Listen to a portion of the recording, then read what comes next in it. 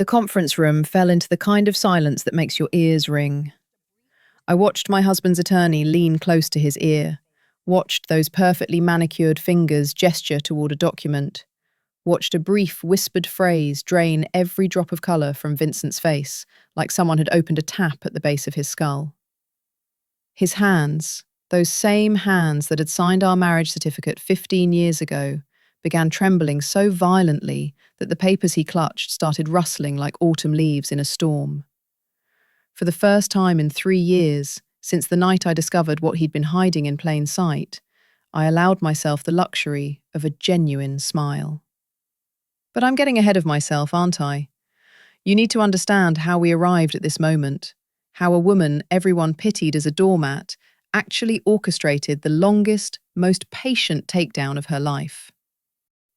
My name is Alexis Dunst, and until 3 months before that courtroom drama, I carried the title of Mrs. Vincent Mercer, like it meant something.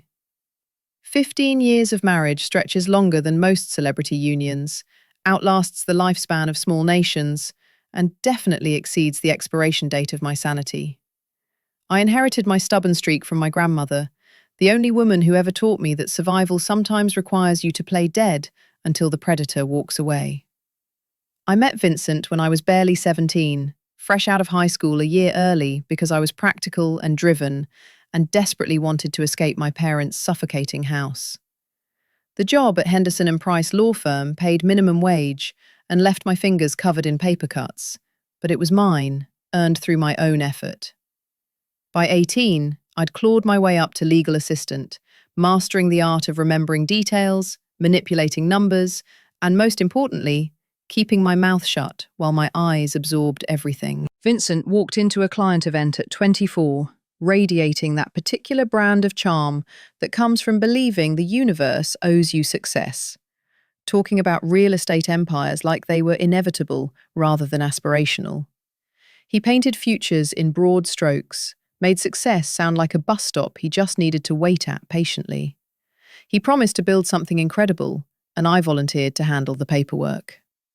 Romance blooms in strange soil. We married when I was 19, and Tyler arrived before I turned 21. I juggled part-time hours at the law firm with motherhood, building my retirement savings dollar by dollar, saving every spare penny like my grandmother's voice was a recording loop in my skull. She always said a woman needed her own money, not hidden exactly, but separate, something nobody could reach into and take. When Vincent's business finally caught fire at 23, he asked me to quit the firm and join him full-time, claiming he needed someone to manage the books, someone trustworthy, someone who understood him completely. So I transformed into his unpaid everything, bookkeeper and office manager and client liaison and interior decorator for model homes and marketing coordinator and event planner, all while raising Tyler and running our household, and somehow keeping everyone fed and reasonably content. My official title read wife, but my job description could have filled a phone book. For 11 years, I poured myself into constructing Vincent's dream, like I was building something permanent with my bare hands. And for 11 years, he collected the awards, the recognition, the industry accolades. At every event, I existed as Vincent's wife, a decorative accessory. And at every celebration, he thanked his team, his mentors, his vision. But somehow my name never quite made it into his gratitude speeches. He started making decisions without consulting me, started staying late at work with increasing frequency, started criticizing small things like the way I dressed or the meals I prepared, or my supposed lack of ambition.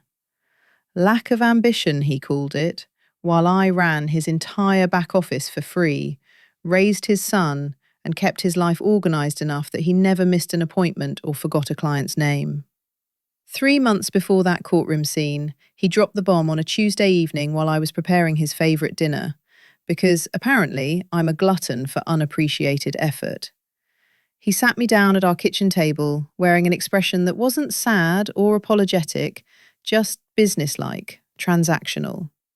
He told me he wanted a divorce, and in the same breath laid out his demands like a shopping list. The house, the cars, the business, everything. I could have Tyler. He actually said it like that, treating our 15-year-old son like a consolation prize, like he was doing me a favour by letting me keep the child he couldn't be bothered with.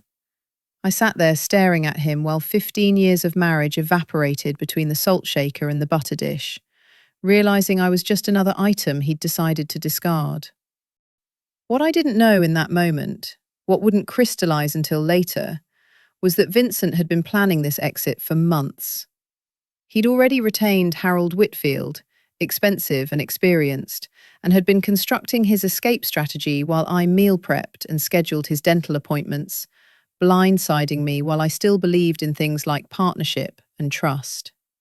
His mother showed up the next day, Lorraine Mercer, a woman who'd treated me like domestic help for 15 years, arriving with her perfectly styled hair and her perfectly rehearsed sympathy face. She patted my hand and delivered her wisdom about how I should have tried harder to keep him happy, explaining that men have needs like she was teaching a difficult concept to a slow student.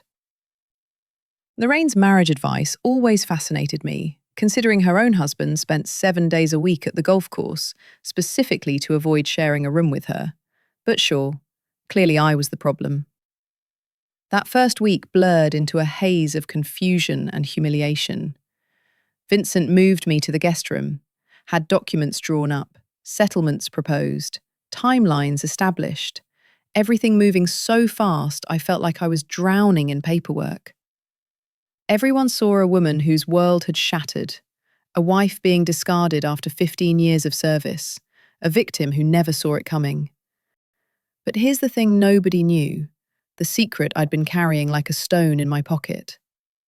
3 years before Vincent announced our divorce, I'd found something buried in his financial records, something he believed was hidden forever, and I'd been quietly, methodically preparing ever since. The guest room became my permanent residence in what used to be our home, my closet shrinking from a walk-in to 2 pathetic sections he graciously allowed me to keep, the message crystal clear that this space no longer belonged to me. Within 2 weeks, he started bringing her around. Brittany Sawyer, 27 years old, working at his company, because of course she did. She had that Instagram aesthetic, blonde highlights and perfect nails and yoga pants that cost more than my weekly grocery budget, walking into my kitchen like she owned it, wearing my apron, my grandmother's apron, while making smoothies in my blender. She was younger than our marriage, younger than my favorite handbag, but she made amazing smoothies apparently, so that counted for something. Vincent paraded her around like a trophy while I watched from the sidelines, putting his arm around her on my couch, eating off my plates, treating me like furniture that hadn't been moved out yet. The humiliation escalated with calculated precision. First, he cancelled my personal credit card, explaining that we needed to separate finances, like he was being reasonable. Then the joint card vanished. Then he suggested I should probably find somewhere else to stay while we sorted things out, asking me to leave my own home like I was an unwelcome guest who'd overstayed their welcome. Lorraine came over to help me pack, which actually meant she went through my belongings deciding what I deserved to keep. Old clothes were fine, family photos got a maybe. My grandmother's recipe box made her hesitate like she was considering claiming it for herself. Jewellery Vincent had bought over 15 years, furniture I'd selected, anything with actual value, those were marital assets that Vincent was entitled to, according to Lorraine's interpretation of fairness. She packed my life into garbage bags, not boxes, actual garbage bags, like I was trash being hauled to the curb. Through everything, I thought I had one person in my corner, Diane Holloway, my friend since high school. 20 years of history through boyfriends and breakups and babies. She was the first person I called after Vincent's announcement, always supportive, always checking in, always ready to listen, coming over with wine and letting me cry on her shoulder while telling me I deserved better. But something felt wrong, little inconsistencies that didn't add up. Vincent seemed to know my plans before I made them, responding to thoughts I'd only shared with Diane, making comments about apartments in neighbourhoods I'd only mentioned to her. Then it clicked into place like a puzzle piece I'd been forcing into the wrong spot. Looking back, I should have recognised the signs years earlier. The way Diane lit up when Vincent entered a room. The way she complimented him just a fraction too enthusiastically. Laughed at his jokes just a beat too long. Always asking about him first whenever we talked. She'd been carrying a torch for my husband for 15 years, and Vincent, because he collected admirers like some people collect stamps, knew exactly how to weaponize her feelings. He made her feel special, important, different from other women, probably hinted they'd get together after the divorce, gave her just enough hope to keep her loyal and reporting back to him. My best friend had become his spy. 20 years of friendship sold out for some flirting and empty promises that would never materialize.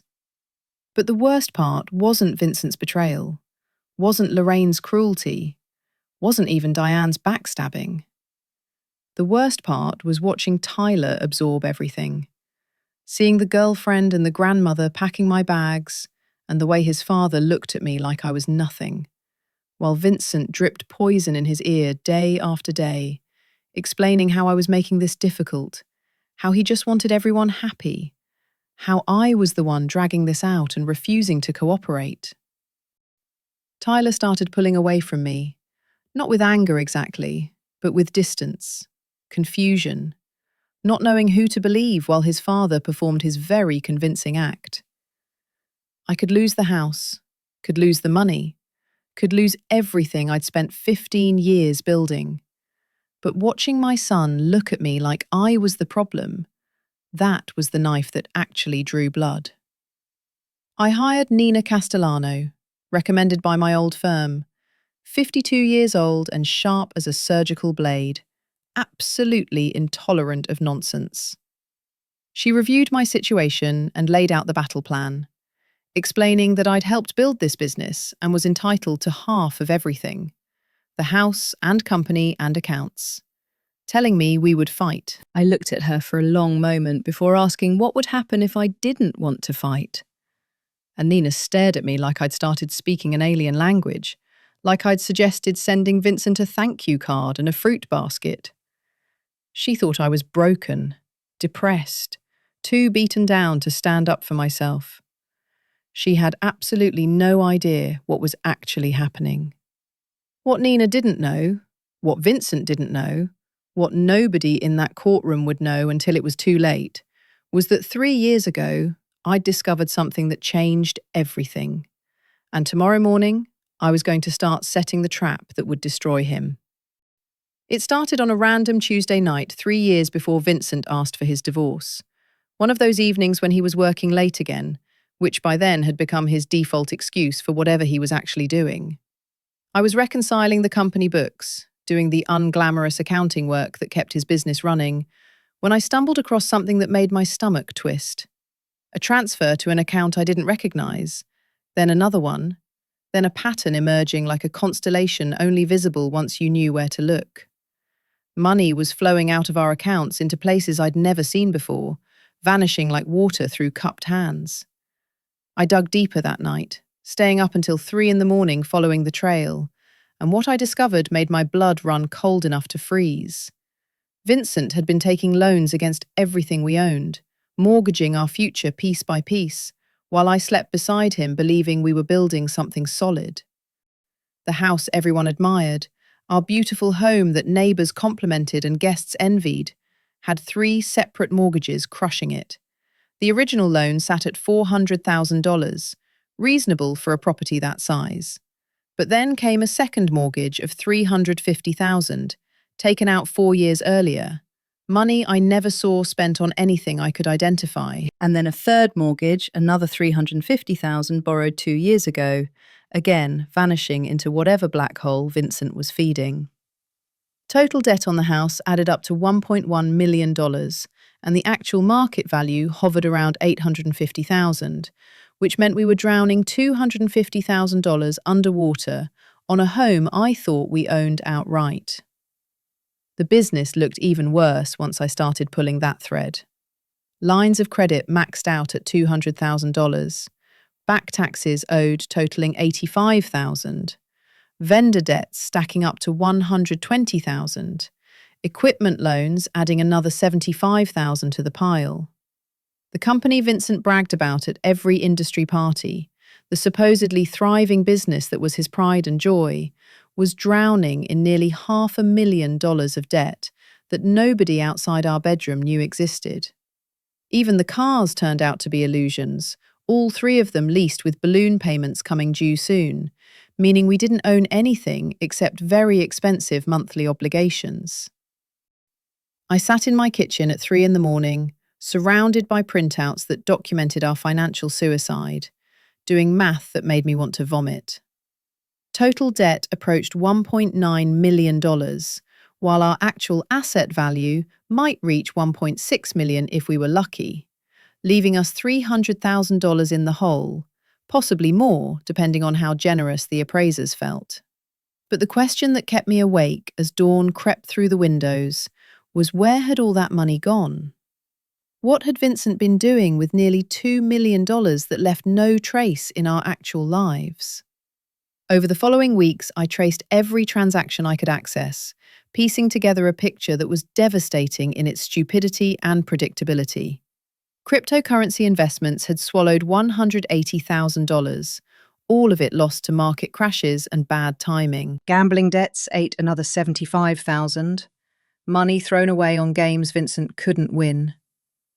An apartment I knew nothing about, rented for a woman I'd never heard of, had consumed $60,000 in rent and furnishings, a whole separate life he was funding.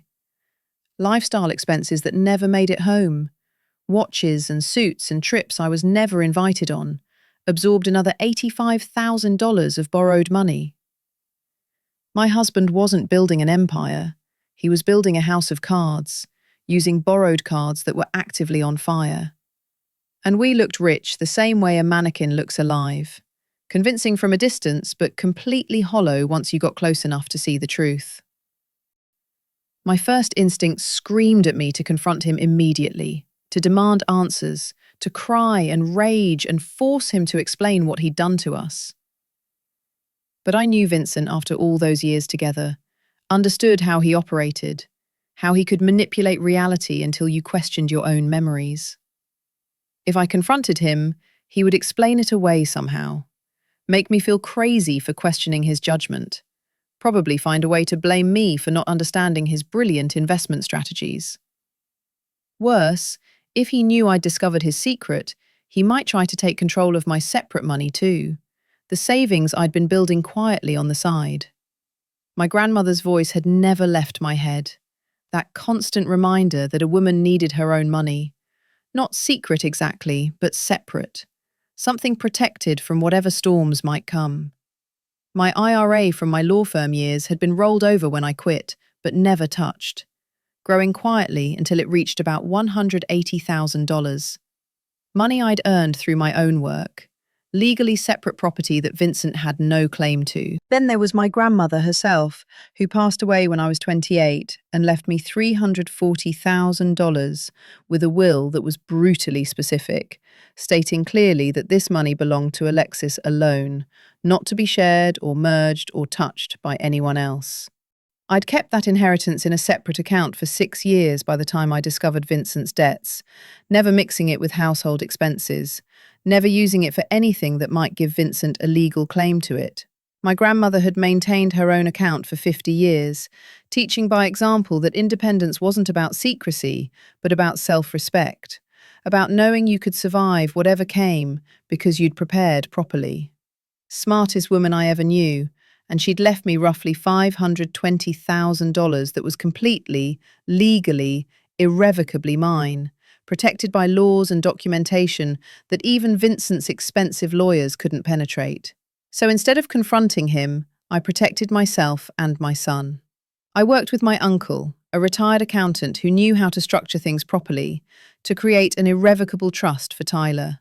My IRA and inheritance went into that trust, sheltered and untouchable, with my name absent from the beneficiary list and Vincent's name nowhere near the documents. It existed for Tyler's future, for college and a first home and emergencies, and it was legally bulletproof against whatever financial apocalypse Vincent was building toward. Then I documented everything systematically, every mortgage document and hidden account and suspicious transaction, printing copies that I stored at my sister's house, putting duplicates in a safe deposit box Vincent didn't know existed, saving everything on an encrypted drive that would survive any attempt to destroy the evidence. And then I waited, because I knew with absolute certainty that Vincent would leave eventually. Men like him always do, getting bored or finding someone younger or deciding they deserve more than what they have. And I just needed to be ready when that inevitable moment arrived. 3 years of waiting and watching, 3 years of smiling at dinner parties while knowing our entire life was built on quicksand. 3 years of letting him dig the hole deeper while I prepared my exit strategy. I got very good at patience during those years, excellent at pretending I didn't know my husband was financially drowning both of us. When Vincent finally demanded his divorce, when he announced he wanted the house and cars and business and everything except Tyler, I almost laughed out loud at the beautiful irony. He wasn't asking for assets, he was demanding debt. Massive, crushing debt that would follow him for decades. He just didn't understand that yet because he'd gotten so good at lying to himself that he actually believed his own fantasy. I moved into a small apartment with Tyler, 2 bedrooms and 1 bathroom, and a kitchen the size of my old pantry. Half our boxes stacked in corners because there wasn't space to unpack everything. Meanwhile, Vincent posted photos with Brittany, captions about new chapters and new energy, blessing his good fortune, while Lorraine commented underneath about how he deserved joy. My sister called furious, demanding I hire a shark lawyer and take him for everything he was worth. And everyone had advice. Everyone thought they knew what I should do. Everyone saw a woman who'd given up and couldn't fight back. Everyone was spectacularly wrong about what was actually happening. The trap was already built, you see.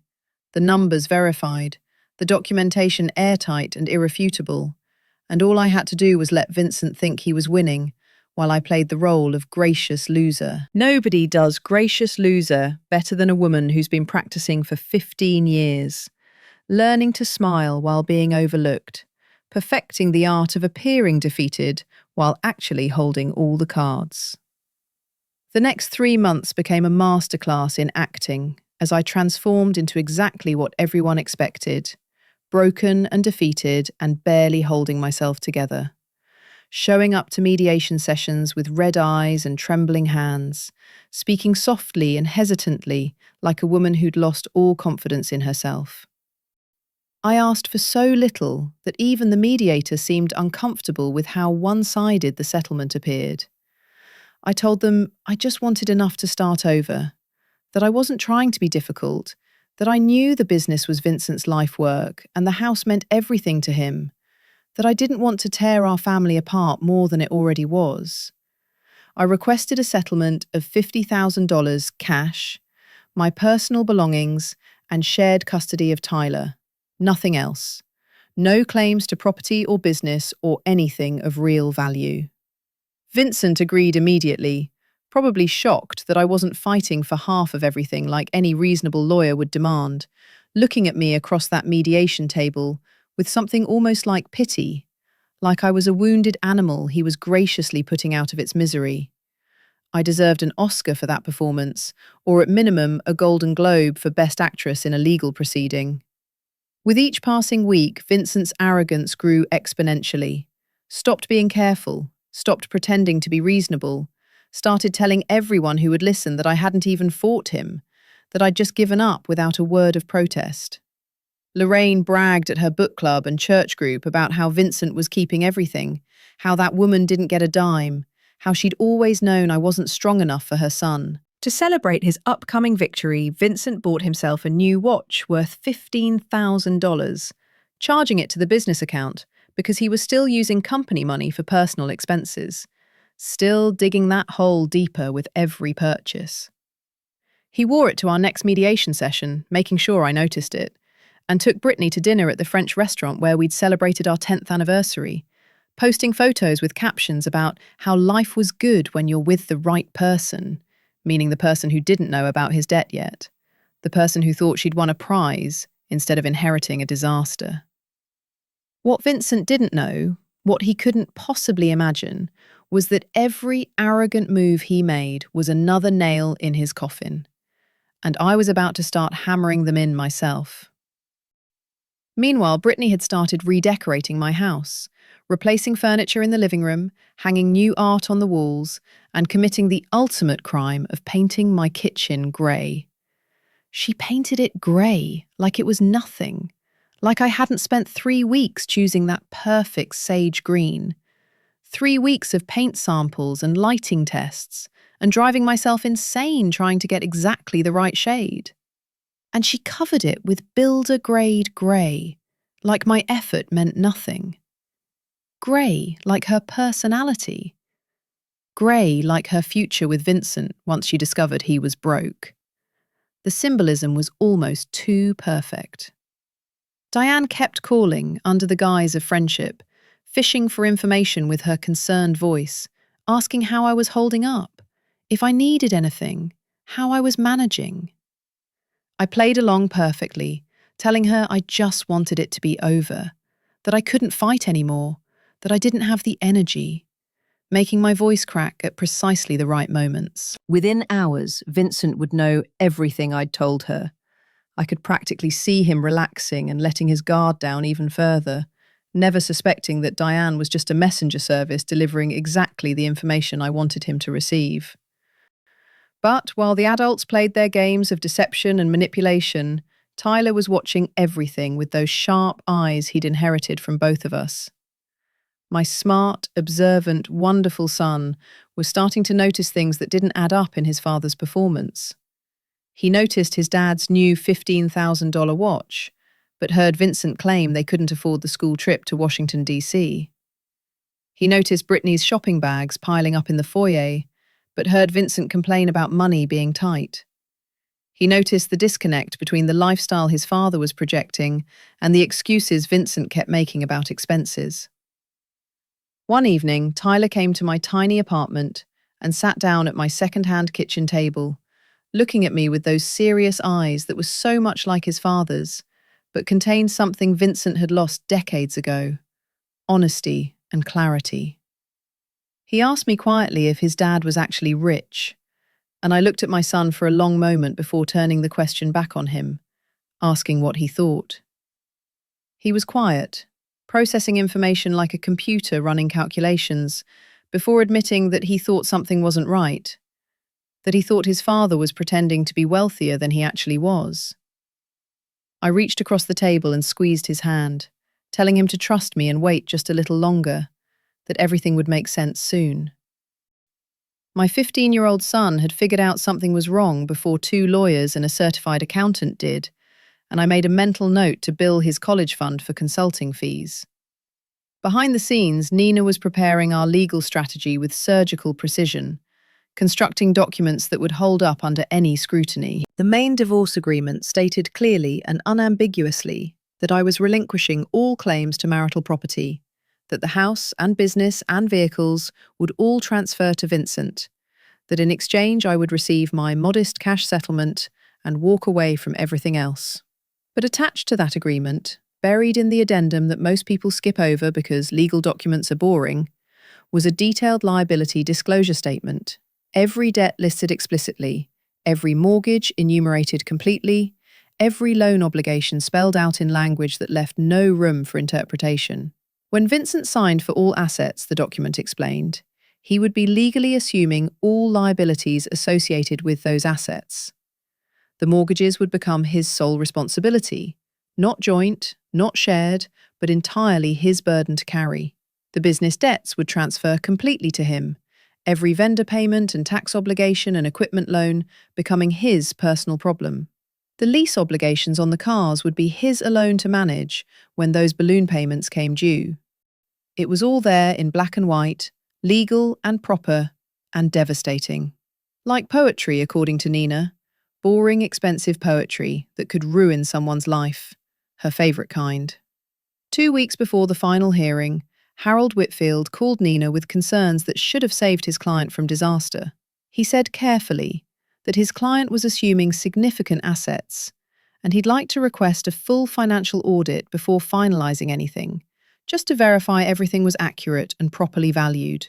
Nina kept her voice neutral, agreeing that they would provide whatever documentation Harold needed. But when Harold brought this suggestion to Vincent, my soon-to-be ex-husband shut it down immediately, with the arrogance that would ultimately destroy him. Vincent told Harold there would be no audits, that he'd built that company and knew exactly what it was worth, that he wasn't paying some accountant to tell him what he already knew. Harold pushed back like any good lawyer would, strongly recommending they verify asset values before signing, explaining that this was a significant decision that deserved proper due diligence. Vincent cut him off mid-sentence, saying Brittany wanted this done, he wanted this done, and there would be no more delays. Harold had been practicing law for over 30 years and had developed instincts for when clients were about to make catastrophic mistakes. He also knew he couldn't force someone to take his advice, couldn't protect them from themselves if they were determined to self-destruct. He presented Vincent with a waiver, a document acknowledging that Harold had recommended an independent financial review and that Vincent was declining against his counsel's advice, protecting himself from the malpractice claim that would inevitably come later. Vincent signed it without reading it, just like he'd sign everything else without actually looking at what he was agreeing to, never underestimating the power of an impatient girlfriend to make a man skip the fine print. Brittany was worth millions to me in legal strategy, her eagerness to finalize everything pushing Vincent toward decisions he should have questioned. The night before the hearing, Vincent sent me a text message that I stared at for a long time, reading and rereading those simple words. He thanked me for not making this ugly, for being reasonable, for making everything so easy. 15 years of marriage, 15 years of building his business and raising his son and managing his life, and he was thanking me for not making things difficult while he threw me away like expired milk. I typed back that I just wanted what was best for Tyler, which was true in ways Vincent couldn't begin to understand. What was best for Tyler was his trust fund, his future secured, and a father who was about to learn the most expensive lesson of his life about treating people like they're disposable. Nina called me that evening to confirm we were ready, asking if I had any last-minute doubts or concerns about going through with this. I looked around my small apartment, at the second-hand furniture and the boxes still unpacked in corners and the tiny kitchen I'd painted sage green because it reminded me of hope and new beginnings. I told her I'd been ready for 3 years, that I'd been preparing for this moment since the night I discovered the truth, and I felt like a kid on Christmas morning if Christmas morning involved divorce court and financial revenge. Thursday morning at 9 would be our final hearing, Judge Patricia Holden presiding, and Vincent would walk into that courtroom expecting to collect his prize, having no idea he was about to inherit a financial avalanche that would bury him. And the best part was, he'd asked for it in writing, with witnesses and legal documentation. The morning of the hearing, I woke before my alarm, lying in bed and watching dawn light creep across the ceiling, thinking about everything that had led to this moment. 3 years of carrying this secret, 3 years of watching Vincent dig himself deeper, 3 years of playing the role of oblivious wife while documenting every transaction and protecting every asset I could shelter. I thought about my grandmother and the lessons she'd taught me about patience and preparation, about how the best revenge isn't loud or dramatic, but quiet and inevitable, about how you let people destroy themselves and just make sure you're not standing in the blast radius when it happens.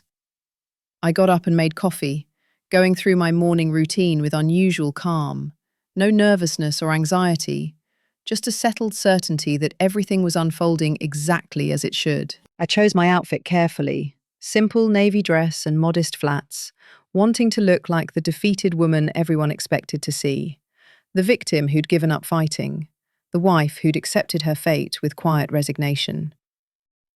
Nina met me outside the courthouse, her expression professional, but her eyes showing a hint of excitement, the look of a lawyer who knows she's about to win spectacularly.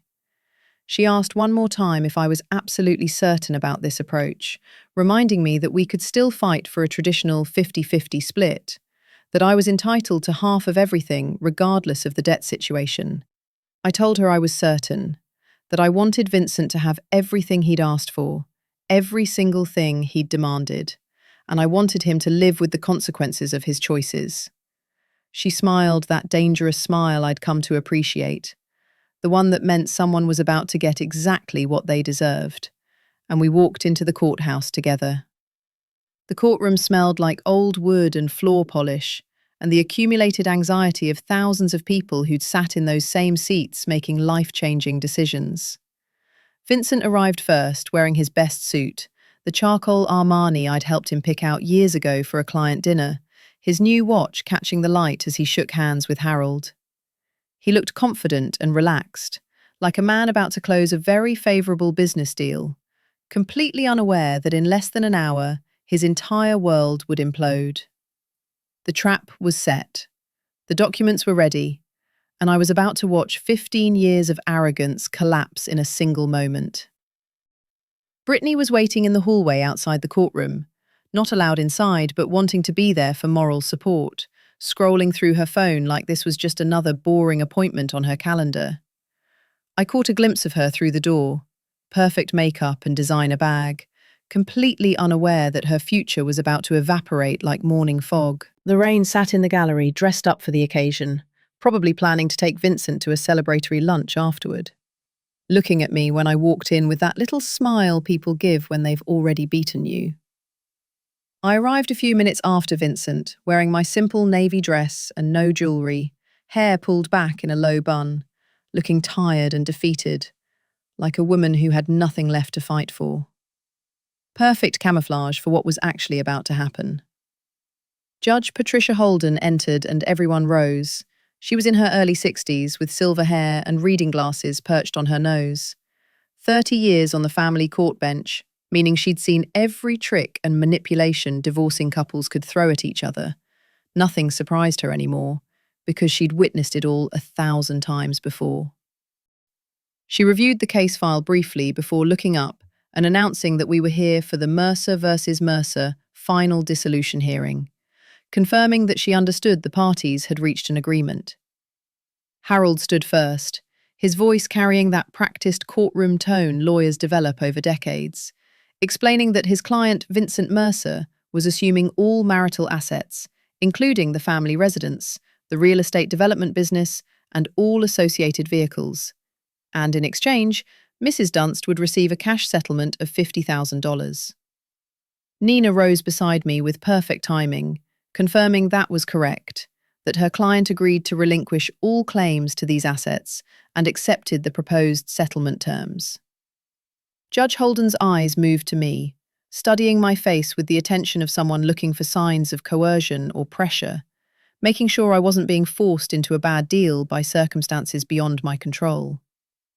She said she needed to confirm that I understood what I was agreeing to today, that I was giving up my claim to substantial property, the family home, and the business I'd helped build. She asked if I was certain this was what I wanted, her voice carrying genuine concern for what looked like a terrible decision. I kept my voice soft and slightly unsteady, playing the role perfectly, telling her yes, I understood. She asked if I was entering this agreement voluntarily, with no one pressuring me, and I looked down at my hands before looking back up at her, saying that no one was pressuring me, that I just wanted my husband to have everything he'd asked for, that I wanted this to be over. The judge studied me for another long moment, and I could practically see her internal debate. Whether to push harder, whether to order a continuance, whether to protect me from what appeared to be a disastrous choice. But I was represented by counsel. I was answering clearly and consistently. I was an adult woman making my own choice, and ultimately, she had to respect that autonomy, even if she questioned the wisdom. She said, "Very well, let's proceed." And the clerk began distributing the final documents, page after page of legal language with signatures required on every third page. Vincent signed eagerly, barely glancing at what he was agreeing to, just wanting this done so he could get back to his new life with his new girlfriend, and his new freedom from the burden of being married to me. I signed slowly and deliberately, making every stroke of my pen careful and precise. Because this was the moment I'd been waiting 3 years for, and I was going to savour every second of it. Across the courtroom, I saw Vincent glance at Lorraine and smile, watched her nod back approvingly, and in the hallway his phone buzzed with what was probably Brittany sending encouragement. He actually checked his phone during his own divorce hearing. That's the kind of man he'd become, unable to focus on one thing when there might be something more interesting happening elsewhere. Meanwhile, Harold Whitfield was doing what good lawyers do, reviewing the complete document package one final time before everything became permanent and unchangeable. Main agreement signed, asset schedule signed, settlement terms signed. Everything progressing exactly as expected, until he reached the addendum, the liability disclosure statement that had been sitting there, waiting like a landmine. I watched his face as he read it, watched the confusion flicker across his professional features, watched him flip back a page, then forward again, like he was hoping he'd misread something, or that the words would rearrange themselves into something less catastrophic. He hadn't misread anything, and the words stayed exactly where they were. Harold's face went pale as the implications settled over him like a heavy blanket, and he leaned toward Vincent, trying to be discreet, his voice dropping to an urgent whisper. He said they needed to talk, that this was important. But Vincent waved him off without even looking away from whatever he was staring at, still basking in his victory and not wanting to be bothered with details. Harold's voice became more urgent as he insisted that Vincent was assuming all debt, that the liability disclosure meant something serious. Vincent finally turned to look at him with annoyance, asking what he was talking about, and Harold's papers rustled as he pointed to the relevant sections, whispering about mortgages and business loans and how it was all there in black and white. For the first time since we'd entered the courtroom, Vincent actually looked at what he'd signed, really looked at it, instead of just scrawling his signature and moving on. I watched his eyes scan the numbers, watched them move across the page, absorbing information, watched the colour drain from his face like someone had opened a valve. House mortgages totaling $1.1 million against a market value of $850,000. Business debts combining to $480,000 across various creditors and tax obligations. Vehicle lease obligations adding up to $115,000 in upcoming balloon payments. Additional personal liabilities reaching $200,000 for expenses he'd hidden from everyone, including himself. Total debt approaching $1.9 million. And the net value of everything he'd just claimed was negative $300,000, meaning he hadn't won the lottery. He'd won the bill for someone else's lottery, and now had to figure out how to pay it. Vincent stood up abruptly, his chair scraping against the floor with a sound that made everyone in the courtroom turn to look, his voice rising as he insisted this wasn't right. He looked at me, then at the judge, then back at the papers in front of him, saying I'd hidden this from him, that this was fraud, that the numbers couldn't be real. Judge Holden's voice cut through his panic like a knife, sharp and leaving no room for argument, telling Mr. Mercer to sit down immediately. Vincent tried to continue, saying these numbers were fake, that I'd manipulated the documents somehow. But the judge's tone became even more severe as she repeated her command for him to sit. He sat, but his hands were shaking, and his confident smile had vanished completely, replaced by something that looked a lot like dawning horror. Judge Holden looked at the documents in front of her, then at Vincent, with an expression that mixed professional neutrality with personal disdain, explaining that she was looking at the liability disclosure statement attached to this agreement. That these were debts associated with assets he was claiming, assets in his name, his business, his property. She fixed him with a hard stare that could have melted steel, asking if he was actually telling this court that he didn't know his own financial situation, that he'd somehow been unaware of loans he'd personally taken out and signed for. The silence that followed was deafening, and watching Vincent try to explain why he didn't know about his own debts was like watching someone try to explain why there was a broken vase on the floor while they were still holding pieces of it in their hands. Harold cleared his throat and stepped in to rescue his client, noting for the record that he'd advised Vincent to conduct an independent financial review prior to this hearing, and that his client had declined. He produced the waiver, the document Vincent had signed without reading, the one that said, in clear legal language, that Harold had recommended a full audit and Vincent had refused against counsel's advice. Judge Holden reviewed it briefly, her reading glasses sliding down her nose as she absorbed the implications, then looked at Vincent with the expression of someone who'd completely run out of patience.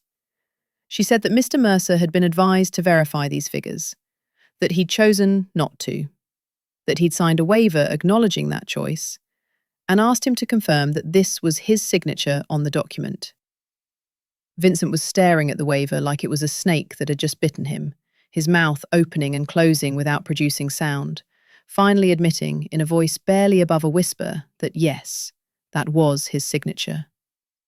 The judge's voice became matter-of-fact as she explained that he'd assumed this risk voluntarily, that he'd had the opportunity to investigate and had chosen not to, and therefore the agreement would stand as written and signed.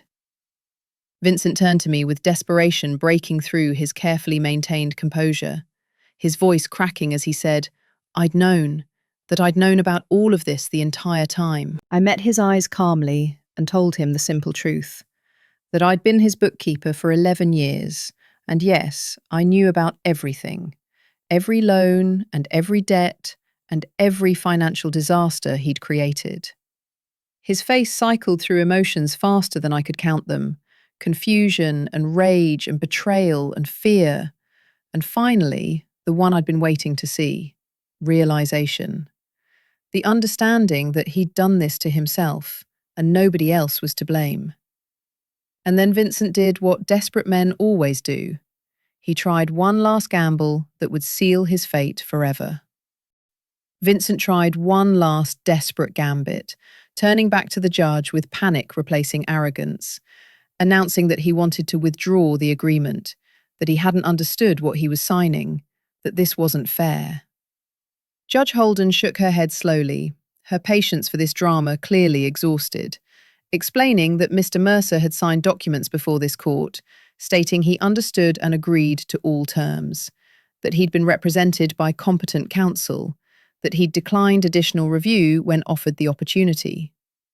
She paused to let that sink in, before delivering the final blow, stating clearly that his wife had not hidden anything, that these were his debts, his mortgages, his obligations, all documented in his own name with his own signatures. She said the agreement was final and binding. Then the gavel came down with a sound like a gunshot. Mrs. Dunst received her settlement. Mr. Mercer received the assets as agreed, along with all associated liabilities, and this marriage was dissolved. I stood and smoothed my dress, picked up my purse, and looked at Vincent one last time before walking out of his life forever. He was slumped in his chair, surrounded by scattered papers, his whole world collapsing around him in real time, looking smaller somehow than when we'd arrived. I told him quietly that he'd made his choice, that he'd wanted the empire, and now he had it. All of it. Every piece exactly as he'd demanded. Then I walked out of that courtroom without looking back, though I could hear Vincent's voice rising behind me, yelling at Harold and demanding to know how this happened, threatening lawsuits and investigations. Harold's calm responses followed, reminding him that he'd been told to get an audit, that there was documentation in writing, that he'd refused against explicit advice.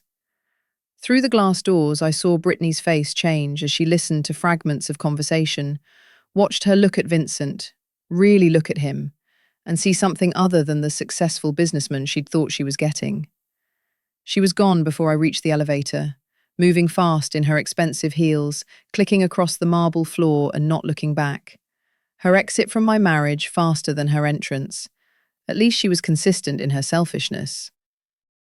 I stepped outside into April sunshine, the sky impossibly blue and the air warm against my skin. And somewhere behind me, my ex-husband was screaming at his lawyer about fairness and fraud and how none of this was his fault. Ahead of me stretched a new life, smaller than before and simpler, but completely and entirely mine in ways the old life never had been. The collapse happened faster than I expected. like a building that looks solid until you realize the foundation was sand all along. Within 2 weeks, Brittany had moved out of the house, packing her things in the middle of the night and leaving a note that said, "This isn't what I signed up for," abandoning the grey kitchen she'd painted over my carefully chosen sage green.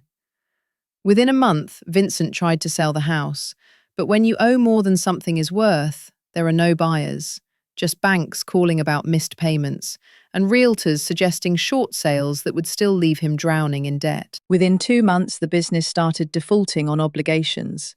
Vendors filed lawsuits, the line of credit got frozen, and the company Vincent had spent 15 years building, the company I'd spent 11 years supporting, began crumbling into dust that blew away in the wind.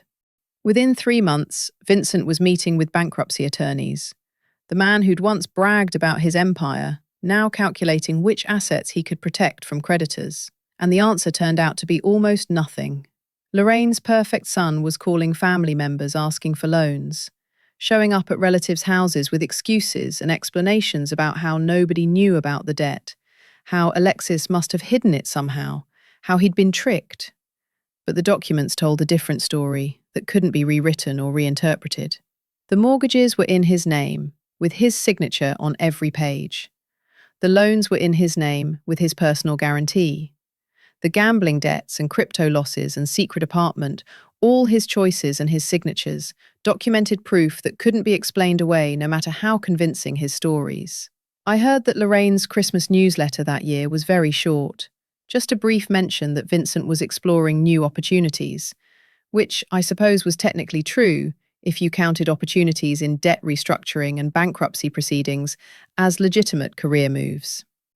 The parallel conflicts resolved themselves with a kind of poetic symmetry that felt almost scripted. Diane called me about a week after the hearing, her voice shaking as she tried to apologize, saying she had no idea things were this bad, that she was so sorry, that she never meant for any of this to happen, trailing off as she realized she couldn't finish the sentence about what she and Vincent had planned together. I didn't answer her apology, didn't respond to her excuses, didn't give her the closure she was desperately seeking, because some bridges aren't meant to be repaired, and some friendships don't deserve second chances.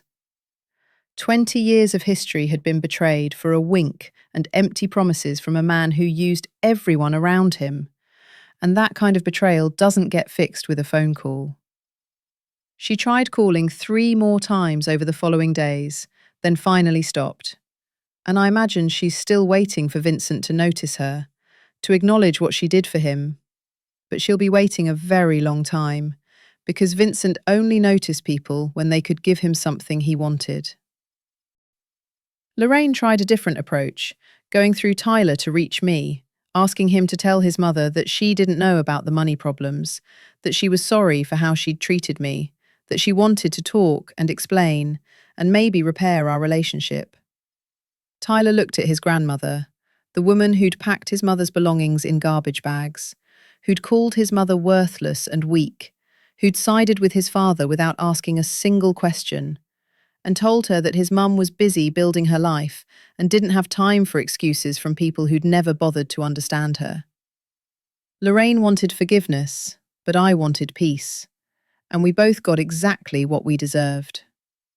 Tyler himself, my wonderful, smart, observant son, finally understood everything that had happened, not because I explained it to him, but because he figured it out on his own by watching and listening. He saw the court documents that laid everything bare. He heard his father's excuses that changed depending on the audience. He watched Brittany disappear the moment money became a problem instead of a solution.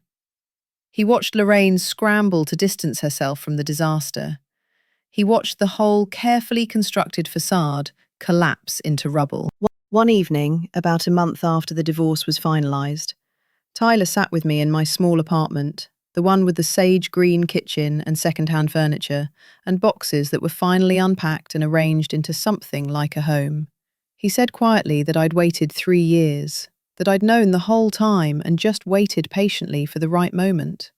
I told him I'd wanted to make sure he was protected, that whatever happened between his father and me, I needed to know he'd be okay, that his future was secure, regardless of how the adults destroyed each other. The trust fund sat untouchable at $520,000, money that would pay for college and maybe a first home someday, and provide a safety net that nobody could take from him the way Vincent had tried to take everything from me. Tyler was quiet for a moment, processing everything. Then he hugged me with the kind of embrace I hadn't gotten from my 15-year-old son in months. The kind that said he understood. The kind that said he was proud of me. The kind that made everything I'd been through worthwhile. My $50,000 settlement went toward getting established in my new life, covering first month's rent and security deposit and basic furniture that wasn't falling apart. Nothing luxurious, but stable and solid. The trust fund stayed exactly where it was, protected and growing, waiting for Tyler's future. And me, I enrolled in interior design courses at the community college, finally pursuing the dream I put on hold when I was 23 to help Vincent build his empire. Finally building something for myself, on my own terms. I started small with my first real client, a woman named Sandra, who was 52 years old and just ending a 28-year marriage, standing in her empty new apartment looking lost and broken when she asked me how you start over after losing everything. I thought about her question for a moment before answering, telling her one room at a time, one colour at a time, one day at a time. Small steps that eventually add up to a journey. We painted her kitchen sage green, and she cried when she saw it. Happy tears, she said, the colour of new beginnings and second chances and lives rebuilt from ashes. But there was one more chapter to this story, one final encounter that would bring everything full circle in a way I never expected. About 3 months after the divorce was finalised, Vincent showed up at my apartment unannounced. I'd barely recognised him, the weight loss and dark circles and wrinkled suit telling the story of a man whose empire had crumbled. He stood in my doorway looking impossibly small, asking if we could talk, maybe figure something out together, his voice trailing off because he couldn't bring himself to actually say the words. He wanted my help, wanted me to rescue him from the disaster he'd created after everything he'd done to me and Tyler. I told him calmly that he'd made his choice, that he'd wanted the empire and now he had it, all of it. Then I said goodbye, Vincent, and closed the door. He stayed in the hallway for 10 minutes. I watched through the peephole while eating ice cream, treating his desperation like the entertainment it had become. Eventually, he left, his footsteps fading to nothing, and I finished my ice cream, savouring both the sweetness and the satisfaction of knowing I'd made the right choice. That evening, I sat in my small living room looking at my grandmother's photo on the shelf, the one where she's smiling with that knowing expression. The recipe box sat beside it, the one thing Lorraine had almost taken, the possession that mattered more than all the furniture and jewellery combined. I told my grandmother quietly that she'd been right about everything, about keeping your own money and knowing your worth, and never letting anyone make you feel small. The apartment was quiet and tiny, nothing like the house I'd lived in for 15 years. But this space was mine in ways that house never had been. Every paint colour was my choice. Every piece of furniture reflected my taste. Every decision was made by me, for me. And for the first time in longer than I could remember, I was genuinely free. My interior design business grew steadily as word spread about the woman who understood that redesigning a space was really about redesigning a life. I specialised in working with people going through transitions, helping them create homes that reflected who they were becoming rather than who they'd been. Tyler thrived without his father's shadow blocking the light, his grades improving, his smile returning, becoming the person he was always meant to be. He told me once that our small apartment felt more like home than the big house ever had, that he could breathe here. And hearing those words made every sacrifice worthwhile. Vincent's collapse continued its inevitable trajectory, the bankruptcy making local news, former associates asking how someone could hide that much debt for so long. I told them the truth, that Vincent had always been better at appearing successful than actually being successful. And eventually, the audience figured out the magic show. Diane disappeared from my life completely, moving to another city to start over where nobody knew her role in the disaster. Lorraine stopped trying to contact me after Tyler made it clear he wasn't interested in being her messenger. And last I heard, she was telling people that Vincent had been sabotaged by a vindictive ex-wife, rewriting history to protect her image, even as her son's life fell apart. But none of that mattered anymore, because it wasn't my story, it was theirs. And I had my own life to build. The life I'd created wasn't glamorous or impressive by Vincent's standards, wouldn't make anyone gasp with envy, but it was real and solid and mine in ways his empire never had been. I thought about my grandmother and the letter she'd left me, the one I still kept in my nightstand. She'd written that a person's true character only shows when they think no one important is watching. And she'd lived that truth every day of her life. Vincent had failed that test spectacularly, revealing himself as someone who measured worth in dollars and treated people as disposable when they couldn't advance his agenda. But I had passed, not because I was better than him, but because I'd learned from someone who understood that wealth without character is just money waiting to disappear. My grandmother's pendant hung at my throat, warm against my skin, and I touched it gently while looking out the window at the city lights sparkling as darkness fell. Somewhere out there, Vincent was probably wondering how everything had gone so wrong, probably still believing he'd been the victim rather than the architect of his own destruction. But whether he learned those lessons or not wasn't my concern anymore. I had my own dreams to chase, my own future to build, and for the first time in 15 years, that future was completely and entirely mine to design. The apartment was small, and the furniture was second-hand, and the kitchen was tiny. But it was home, real home, the kind built on truth instead of pretense, on character instead of credit, on love instead of obligation. And standing there with my grandmother's pendant against my heart, and my son sleeping safely in the next room, and my business growing one client at a time, I understood what my grandmother had been trying to teach me all along. Freedom isn't about how much money you have, or how big your house is, or what other people think of you. Freedom is knowing exactly who you are and refusing to apologize for it. Building a life that reflects your values instead of someone else's expectations, and having the courage to walk away from anything that makes you feel small. I'd found that freedom, earned it through patience and planning and the willingness to let Vincent destroy himself.